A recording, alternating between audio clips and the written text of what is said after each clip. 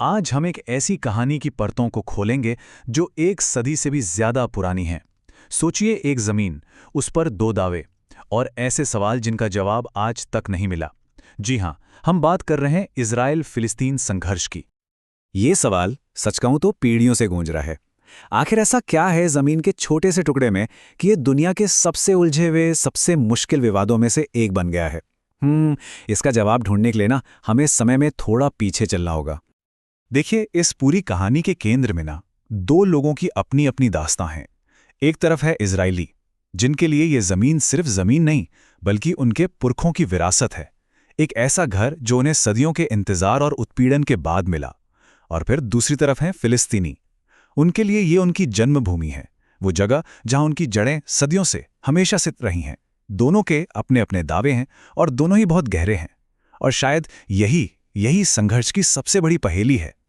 तो आज जो हालात हैं उन्हें समझने के लिए हमें उस दौर में जाना ही होगा जब इस पूरी कहानी की, कह सकते हैं, पटकथा लिखी जा रही थी। तो चलिए चलते हैं लगभग एक सदी पीछे।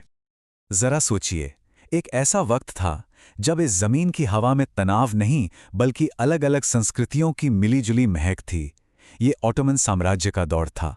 उस वक्त यहाँ यहूदी, ईसाई और मुस्लिम, जिनकी आबादी में ज्यादातर अरब थे, सब एक साथ रहते थे। लेकिन उसी समय दूर यूरोप में एक नई सोच, एक नई लहर उठ रही थी, जिसे ज़ायोनिज़्म कहा गया। ये सिर्फ एक राजनीतिक आंदोलन नहीं था, ये एक सपना था।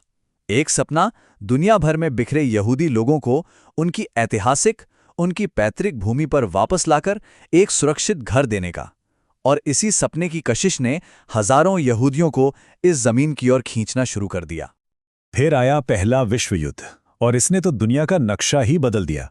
ऑटोमन साम्राज्य खत्म हुआ और इस जमीन की किस्मत आ गई ब्रिटेन के हाथों में। अब ब्रिटेन ने बाल्फोर घोषणा जैसे वादे किए जिससे यहूदी आप्रवासन को और भी ज्यादा बढ़ावा मिला। नतीजा क्या हुआ? जाहिर है, जो स्थानीय अरब आबादी थी और जो नए यहूदी समुदाय आ रहे थे, उनके बीच तनाव की चिंगारी सुलगने लगी। और जब हालात काबू से बाहर होने लगे तो दुनिया की सबसे बड़ी पंचायत यानी संयुक्त राष्ट्र एक समाधान लेकर सामने आई। तो संयुक्त राष्ट्र का फॉर्मूला क्या था? बंटवारा। उन्होंने प्रस्ताव रखा कि जमीन का 56% हिस्सा एक यहूदी राज्य को दे दिया जाए और 43% एक अरब राज्य को। अब यहूदी नेताओं ने, कह सकते हैं, इस आधे अधूरे सपने को भी मंजूर कर लिया। लेकिन अरब नेताओं के लिए ये अपनी ही जमीन पर एक बहुत बड़ा अन्याय था और उन्होंने इसे पूरी तरह से खारिज कर दिया। और फिर वो साल आया जिसने इस जमीन के इतिहास को हमेशा के लिए दो हिस्सों में बांट दिया। 1948। एक ऐसा साल जो किसी के लिए एक नए देश का जन्म था तो किसी के लिए सब कुछ उजड़ जाने की तबाही। जैसे ही ब्रिटिश राज का सूरज डूबा, इजराइल ने अपनी आजादी का ऐलान कर दिया। लेकिन यह आजादी का सवेरा अपने साथ एक भयानक युद्ध लेकर आया। इजराइल के पड़ोसी अरब देशों ने मिलकर इस नए नवेले देश पर हमला बोल दिया। देखिए, ये एक ही युद्ध था, लेकिन इसकी दो बिल्कुल अलग अलग कहानियां हैं। इजरायलियों के लिए यह था स्वतंत्रता का युद्ध, अपने वजूद को, अपने नए देश को बचाने की जंग। वहीं फिलिस्तीनियों के लिए यह था नकबा यानी तबाही। एक ऐसी तबाही जिसमें उनके गांव के गांव उजड़ गए और उन्हें अपने घर बार छोड़ने पड़े। इस एक तबाही ने 7 लाख से भी ज्यादा फिलिस्तीनियों को अपने ही देश में शरणार्थी बना दिया। सोचिए, 7 लाख! ये एक ऐसा जख्म है जो आज भी हरा है और ये आज भी इस संघर्ष की एक सबसे बड़ी और शायद सबसे मुश्किल अनसुलझी पहेली बना हुआ है। जब 1949 में गोलियों की आवाज थमी तो इस जमीन का नक्शा हमेशा के लिए बदल चुका था। इजराइल अब उस हिस्से से भी ज्यादा जमीन पर काबिज था जो संयुक्त राष्ट्र ने उसे देने का प्रस्ताव किया था। जो बाकी इलाका बचा, यानी वेस्ट बैंक और गाजा पट्टी, वो जॉर्डन और मिस्र के नियंत्रण में चला गया। और इन सब के बीच एक नई सरहद खिंच गई जिसे ग्रीन लाइन के नाम से जाना जाता है। तो ये तो हुई इतिहास की बात, लेकिन आज वो कौन सी बड़ी गांठें हैं, वो कौन से मुद्दे हैं जो इस कहानी को सुलझने ही नहीं दे रहे हैं? चलिए अब इन पर एक एक करके नजर डालते हैं। देखिए, कहानी में एक और बहुत बड़ा मोड़ आया 1967 में। इसे 6 डे वॉर या 6 दिवसीय युद्ध कहते हैं। इस एक जंग ने सब कुछ बदल कर रख दिया। इजराइल ने वेस्ट बैंक, गाजा पट्टी और सबसे अहम पवित्र शहर यरूशलेम के पूर्वी हिस्से पर भी कब्जा कर लिया। और सच तो ये है कि आज जितने भी बड़े विवाद हैं ना, उनकी जड़ें इसी कब्जे में हैं।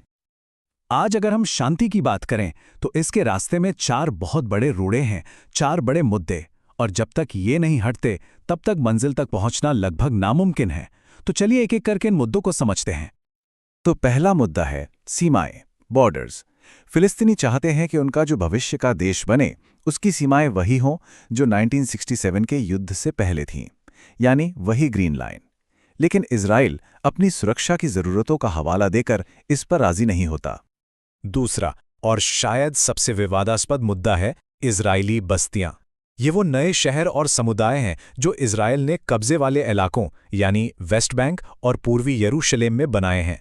दुनिया के ज्यादातर देश इन्हें अंतर्राष्ट्रीय कानून के हिसाब से अवैध मानते हैं, और ये बस्तियां एक आज़ाद फिलिस्तीनी राज्य के सपने के बीच में एक बहुत बड़ी रुकावट है। तीसरा मुद्दा, जो शायद सबसे ज्यादा भावनात्मक और संवेदनशील है, वो है यरूशलेम की स्थिति। इजरायली और फिलिस्तीनी दोनों ही यरूशलेम को अपनी राजधानी मानते हैं, और ये शहर यहूदियों, ईसाइयों और मुसलमानों तीनों के लिए बेहद पवित्र है। इसी वजह से ये सिर्फ एक राजनीतिक नहीं बल्कि एक गहरा धार्मिक मुद्दा भी बन जाता है। और चौथा और आखिरी बड़ा मुद्दा है वापसी का अधिकार, यानी राइट ऑफ रिटर्न। फिलिस्तीनियों का मानना है कि जो लोग 1948 में शरणार्थी बने थे उन्हें और उनके वंशजों को अपने पुराने घरों में वापस लौटने का हक मिलना चाहिए। पर इजराइल इसका सख्त विरोध करता है। उसे डर है कि अगर ऐसा हुआ तो देश की आबादी का संतुलन यानी डेमोग्राफी पूरी तरह बदल जाएगी और देश का यहूदी चरित्र खत्म हो सकता है। ऐसा नहीं है कि इन उलझी हुई गांठों को सुलझाने की कोशिशें नहीं हुईं, बहुत हुईं, लेकिन शांति वो एक खूबसूरत सपने की तरह आज भी पकड़ से बाहर ही लगती है। दशकों तक जिस एक समाधान पर सबसे ज्यादा बात हुई है वो है 2 स्टेट सॉल्यूशन, यानी 2 राज्य समाधान। इसका सीधा सा मतलब है इजराइल देश के साथ साथ एक आज़ाद फिलिस्तीनी देश का बनना। 1990 के दशक में ओस्लो समझौते से एक बहुत बड़ी उम्मीद जगी थी। लगा था कि शायद अब रास्ता निकल आएगा। ये एक स्टेप बाय स्टेप प्रोसेस था जिसमें फिलिस्तीनियों को धीरे धीरे अपने इलाकों पर शासन करने का अधिकार मिलना था। लेकिन जब सबसे मुश्किल और सबसे ज़रूरी मुद्दों पर फाइनल बातचीत की बारी आई, जैसे कि यरूशलेम और शरणार्थी, तो पूरी की पूरी प्रक्रिया ही ढह गई। तो आज हम कहाँ खड़े हैं? सच तो ये है कि दशकों की नाकाम बातचीत, हिंसा का एक ऐसा चक्र जो कभी रुकता ही नहीं, और दोनों तरफ अविश्वास की इतनी गहरी खाई है कि इन सब ने मिलकर शांति के रास्ते को पहले से कहीं ज्यादा मुश्किल बना दिया है। एक पूरी सदी के संघर्ष के बाद सवाल वही है, इस जमीन और इसके लोगों की कहानी का अगला अध्याय क्या होगा? क्या आज की पीढ़ियां वो रास्ता खोज पाएंगी जो उनके पहले वाले नहीं खोज सके?